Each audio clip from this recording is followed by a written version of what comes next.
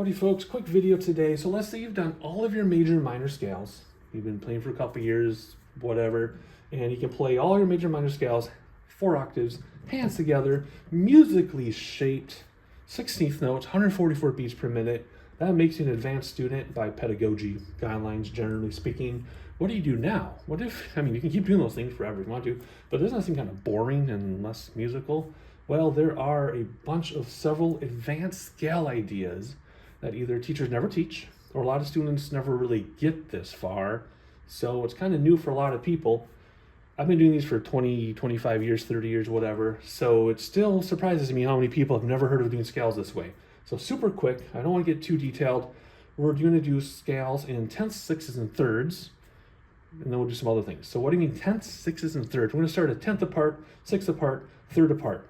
What does that mean? Let's take a C major scale, super basic, use whatever fingering you've been using. A lot of people use a traditional 1, 2, 3, 1, 2, 3, 4, but there are more modern fingerings that are actually better, which we're not going to get into in this video. You can Google it if you don't know what I'm talking about. Let's do a traditional fingering. C, we're going to start on C in the left hand. Tenth above that is E. We're going to play a C major scale on both hands, but we're going to start a tenth apart. Now let me show you, I'm going to exaggerate my fingers so you can see. Do not play like this at home. I just want you to see what I'm doing. So we're going to start a tenth apart very slowly. It'll just be like this.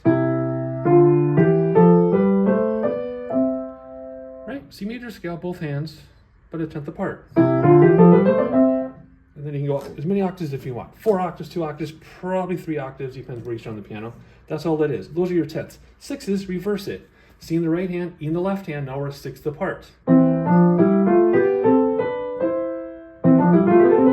Right, so there's 6, and again, up and down, whatever, fast, slow, whatever you want to do. Thirds, same as tenths, but you put them close together. This is the hardest to get to play your hands in sync because they're in each other's way. This is actually the hardest one. All right, so there you go, thirds. So tenths, sixes, and thirds, all the major minor keys. It's just you do your regular fingering, whatever fingering you use, and just start at tenth apart, sixth apart, third apart. Piece of cake. All right, next thing you can do, polytonal. For example, let's do C major, traditionally in the left hand, E major in the right hand at the same time. Here we go. And you can keep going all the way up, went 4 octaves, whatever, super fast, super slow, different variations, which we'll get to in a minute. You can do D major and F major. That's kind of a weird one, never done one before, but you can do anything you want, major, minor, whatever you want. You can do F minor and D major.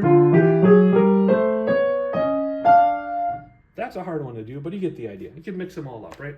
Polyrhythms, kind of a party trick. 2 against 3 is easy. Right, people do that all the time. 4 against 3 is easy if you're watching this video and you're doing these other things. But what about party trick stuff? What if we do 4 against 7? So you need to know where they line up, right? So if we do 4, we're going to hit G.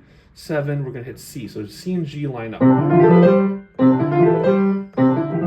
Keep going if you want to. There's 4 against 7. Do whatever you want. It's fun. It makes it really easy then to do things like Chopin with all the, polyrhythms, because you're just used to thinking together but separate. Same time, it's that kind of a mind twist, right?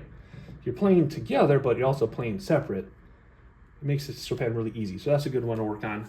So one more idea, a couple more ideas that you've probably done when you were younger, but maybe you've been forgetting about because it's been a long time. That'd be like staccato versus legato and forte versus piano.